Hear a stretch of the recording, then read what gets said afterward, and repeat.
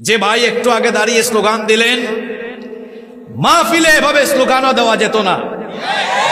ডানে বামে কিছু লোকজন বসে, তারপরে আলেম ওলামাদের সাথে দুর্ব্যবহার, শ্রোতাদের সাথে দুর্ব্যবহার। আপনারা জানেন 2020 সালে কুমিল্লার লাকসামে এক আওয়ামী সন্ত্রাসী আমার উপর হামলা করেছিল।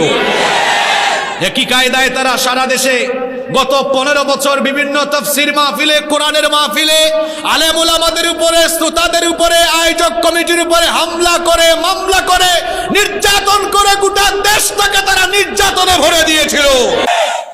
তাদের এই নির্যাতন নিপীড়নের ফলাফল হিসাবে, পরিণতি হিসাবে আজ আল্লাহ তাআলা তাদের উপরে এই গজব দিয়েছেন।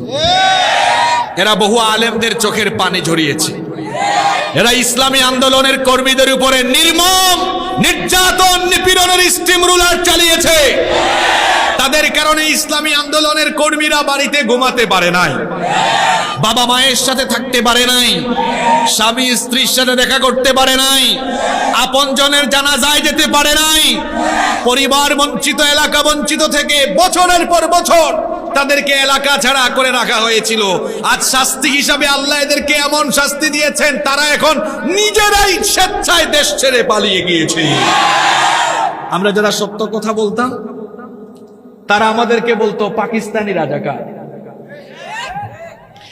আমরা স্বৈরাচারের আমলে সত্য কথা বলেছি, মামলা খেয়েছি, আমাদের অনেক ভাইয়েরা জেলে গিয়েছেন, কিন্তু কেউ কি পালিয়ে পাকিস্তানে গিয়েছে? জোরে বলেন। তারা তো মামলা খাওয়ার আগেই, বিচারের মুখোমুখি হওয়ার আগেই তাদের মামু বাড়িতে তারা আগেই গিয়ে আশ্রয় নিয়েছে। আমাদেরকে যারা বলতো পাকিস্তানি রাজাকার, আমরা কিন্তু পাকিস্তানের সাথে কোনো সম্পর্ক রাখিনি। পাকিস্তানে আমাদের যাতায়াতে নেই, যাতায়াতও নাই। বরং আমাদেরকে যারা বলে পাকিস্তানি রাজাকার, তারা তাদের কর্মকাণ্ডে এখন প্রমাণ দিয়েছে ওরা ভারতীয় রাজাকার। এজন্য পালিয়েছে কোথায়? জোরে বলেন কোথায়? এই ঘটনাগুলো থেকে আমাদেরকে শিক্ষা নিতে হবে। এই দেশ আলেম ওলামার দেশ, এটা মসজিদ মাদ্রাসার দেশ, এটা শাহজালাল, শাহপরান, শাহ মাখদুম রাহিমাহুল্লাহ পীর আউলিয়ার দেশ। এদেশে ইসলামের বিরুদ্ধে, কোরআনের বিরুদ্ধে, আলেম ওলামাদের বিরুদ্ধে, ইসলামী আন্দোলনের বিরুদ্ধে যারাই যাবে তাদের পতন ঠিক এইভাবে করে হবে।